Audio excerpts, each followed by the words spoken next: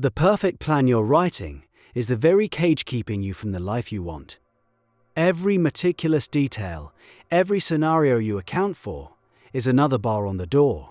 This isn't about high standards. We're going to dismantle the neurological illusion that perfectionism is a tool for success and reveal it for what it is: your brain's most elegant self-sabotage program. And the reason you need to understand this right now is that this program is running in the background, actively deleting opportunities from your reality before you even perceive them. Your brain isn't trying to help you succeed. Its primary job is to keep you alive. And it does that by being ruthlessly efficient with energy. Your current life, your current habits, your current problems, they are a known quantity. Your brain has optimized the energy expenditure for this reality. It's a stable, predictable system. The new reality you're trying to manifest, the one with the new business, the new relationship, the new state of being, is a complete unknown. To your brain's ancient survival hardware, that unknown represents a massive, unpredictable energy cost. It is a threat to the budget, so it deploys a beautifully simple defense mechanism. It convinces you that you need a perfect plan. It tells you that you can't start until you know every step, until every contingency is covered, until you feel 100% ready. This feels like diligence. It feels like responsibility. It is actually a filibuster. The brain is stalling. It's running out the clock, hoping you'll get tired of planning and go back to the familiar, low-energy default. Every time you say, "I just need to figure out this one last thing," your survival instinct wins another round. You think you're getting closer. You're actually just fortifying the walls of the life you already have. But this elegant delay tactic is only the first layer. The process gets much more insidious when it starts manipulating what you're able to see. What happens when the brain's security system decides who gets through the door? The brain's solution is to weaponize your own identity against you. You see, your identity is a filtering mechanism. It's a set of rules for what your brain pays attention to. If you hold the identity of "I am a healthy person," your brain automatically starts noticing healthier food options on a menu. It flags opportunities to take the stairs. It magnifies the good feeling after a workout. Your reality reshapes itself around that identity, because the identity tells the reticular activating system what to highlight and what to ignore. A perfectionist has a very specific identity. Their core belief is, "I am someone who is not ready yet," or "I am someone who makes mistakes if I'm not careful." With this identity running the show, your brain's filter gets a new set of instructions. It is now tasked with finding all the evidence to prove that you are, in fact, not ready. It scans the environment for reasons to hesitate. It highlights the one flaw in your plan. It amplifies the voice of a critic. It fixates on the success of a competitor as proof you're too far behind. Opportunities that require improvisation are rendered invisible. A chance to launch a good enough version of your product doesn't even register as an opportunity. It registers as a threat to your identity, as a careful planner. A potential partner who is 90% of what you want gets filtered out because your perfectionist identity is scanning for the 10% that's missing. You think you're rejecting these things. The truth is, you never even perceive them as valid options. They are filtered out before they ever reach your conscious mind. The perfectionist isn't just delaying action. They are living in a self-curated reality where the only things that seem real are the obstacles. This filtering system is powerful enough to keep anyone stuck indefinitely. But the true trapdoor is how this identity corrupts the very biological process of learning itself. How does it turn the engine of growth into a machine for stagnation? To learn anything, your brain relies on a simple, critical signal. It's called a prediction error. When you perform an action, your brain predicts an outcome. If the actual outcome is different, a jolt of chemicals, including dopamine, flags this mismatch. This error signal is the most valuable data your brain can get. It says, "Pay attention. The model of reality is wrong. Update it." Every mistake, every awkward attempt, every failure is a rich stream of error signals that allow your brain to recalibrate and improve. This is the only way skill is built. This is the only way growth happens. Perfectionism is a declaration of war on the error signal.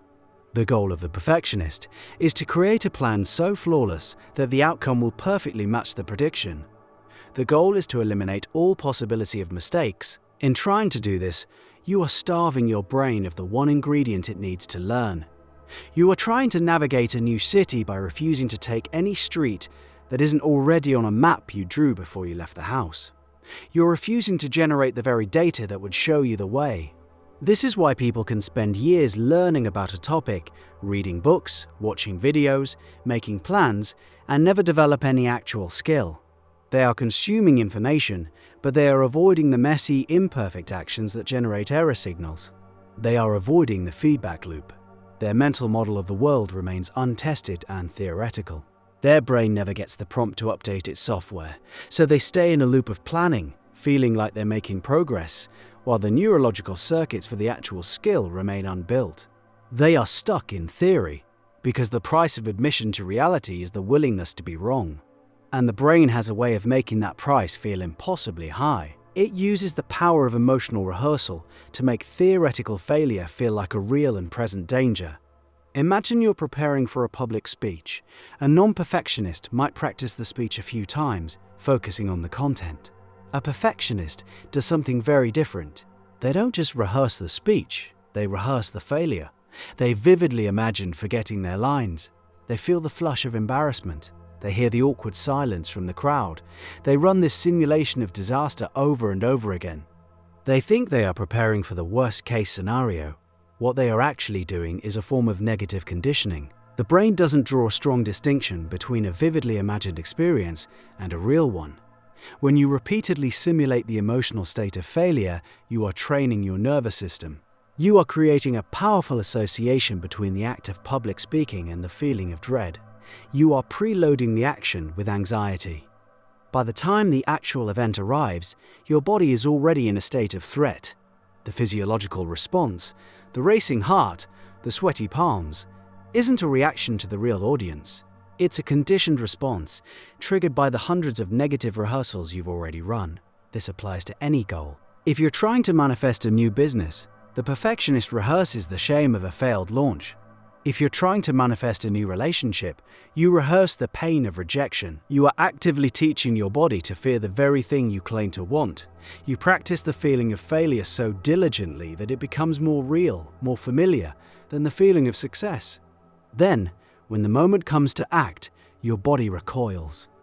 The feeling of, "This is too scary," or "I'm not ready," feels like an intuitive warning. It is a manufactured response. You built that fear, one imagined failure at a time. This is the perfectionist's paradox. You are so afraid of failing that you practice failing emotionally until it becomes a self-fulfilling prophecy. This leads to the final, quiet shutdown of the entire system. The end point of this cycle is a state that looks like apathy or laziness, but is actually a state of learned helplessness. After rehearsing failure and avoiding error signals for long enough, the brain makes a logical, energy-saving calculation. It concludes that the gap between the current reality and the desired reality is simply too large to cross. The imagined pain of failure is too high, and the path is too uncertain. So it stops trying. It's not that you lose the desire for the goal. The desire is still there.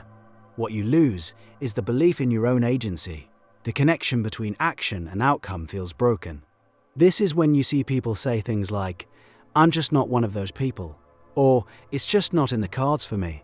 These are cognitive stories created to justify an emotional state. The emotional state is one of exhaustion. Your brain is tired of fighting a battle it has been trained to lose. The perfect future remains a beautiful static image in your mind, while your nervous system is anchored to the familiar anxieties of the present. The manifestation process grinds to a halt because it was never really about a lack of information or a flawed plan. It was about a system that was designed to reject new data. You've created a closed loop.